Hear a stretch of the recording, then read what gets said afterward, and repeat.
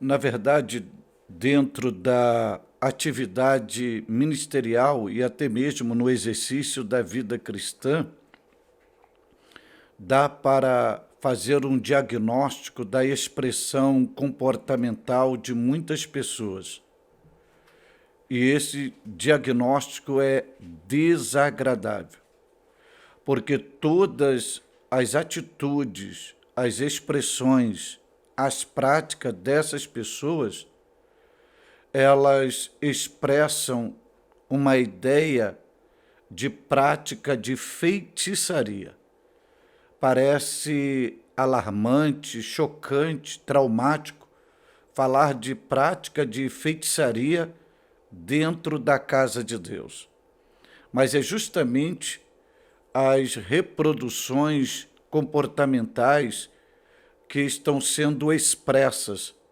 Isso por pessoas que se dizem crentes, pessoas que se dizem obreiras, pessoas que se dizem ministros, pessoas que se dizem santos, diferentes, chamadas, que estão tendo visão de Deus. Essas pessoas estão praticando dentro da casa de Deus feitiçaria em nome de Deus. Eles se tornaram feiticeiros em nome de Deus. Como assim feiticeiros em nome de Deus? Por um ato. À luz da Bíblia, vai explicar isto. E quando você lê primeiro livro do profeta Samuel, capítulo 15, versículo de número 23, você vai ver escrito o seguinte: porque a rebelião é como o pecado de feitiçaria. Veja que, à luz da palavra de Deus, vai comparar um pecado de rebelião, a prática da rebelião, ao pecado de feitiçaria. Isto é muito sério, porque são feiticeiros em nome de Deus. E esses feiticeiros em nome de Deus, eles atuam por qual caminho? O caminho da rebelião. O caminho da rebelião. Veja que quando essa prática de feitiçaria ela é evidenciada, é quando um líder de um departamento da igreja, ele divide o departamento em nome de Deus, achando que é mais santo, que é o mais perfeito, que é o mais competente, que é o único chamado e qualificado para fazer isto. Quando há um pecado de feitiçaria, é quando o superintendente da escola bíblica dominical, ele divide a escola dominical em duas partes e atraindo um grupo para blindá-lo, colocando o corpo ou a igreja de Cristo. Quando me refiro ao corpo, a igreja de Cristo, a igreja local, dividida. É quando um obreiro, eles entra pelo caminho da insubordinação, da desobediência.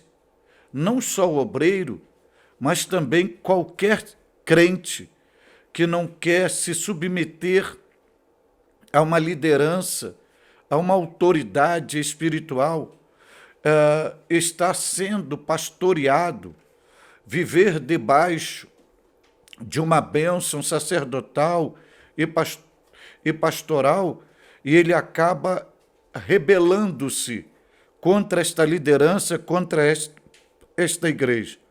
E, pelo incrível que pareça, eles fazem todas estas ações comportamentais em nome de Deus, porque Deus mandou, porque Deus falou, porque Deus me visitou, porque Deus me revelou, eu tive uma visão de Deus, Deus me disse isso. Usam o nome de Deus para se rebelarem e fragmentar o corpo de Cristo. Isto é feitiçaria em nome de Deus.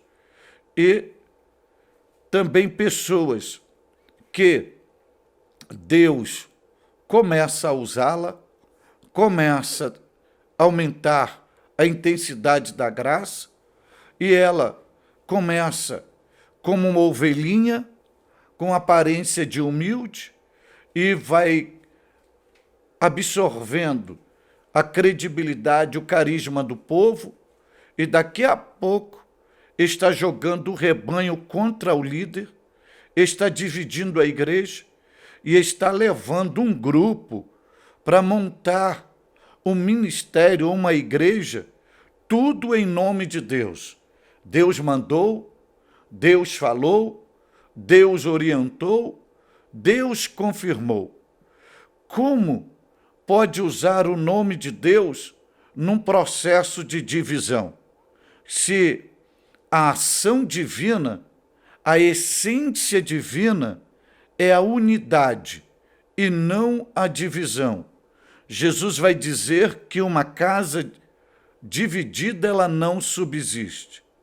E vale salientar a você que a primeira criatura criada por Deus que optou pela rebelião chamou-se, tornou-se e chama-se até hoje Satanás, o diabo.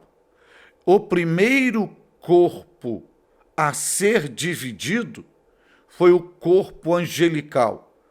Ele levou uma terça parte via a sua rebelião contra Deus e tornou-se Satanás.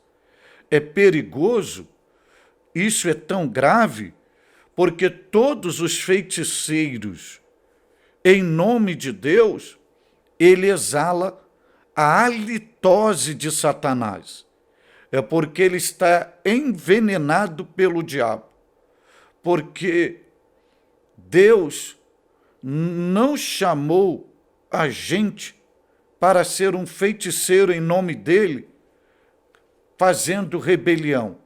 Nós somos agentes da unidade, do fortalecimento, da conexão, da integração. Logo, todos aqueles que cortam um membro, que está mutilando um membro do corpo de Cristo, está rachando uma igreja, está se entrando pelo caminho da desobediência e da insubordinação, e fazendo tudo isso, optando por uma vida autônoma em nome de Deus, esta classe de pessoas nada mais são do que feiticeiros em nome de Deus. Rogo urgentemente que o Deus dos céus dê um basta nisto e levante pessoas que exale não a halitose de Satanás, mas o verdadeiro perfume de Cristo.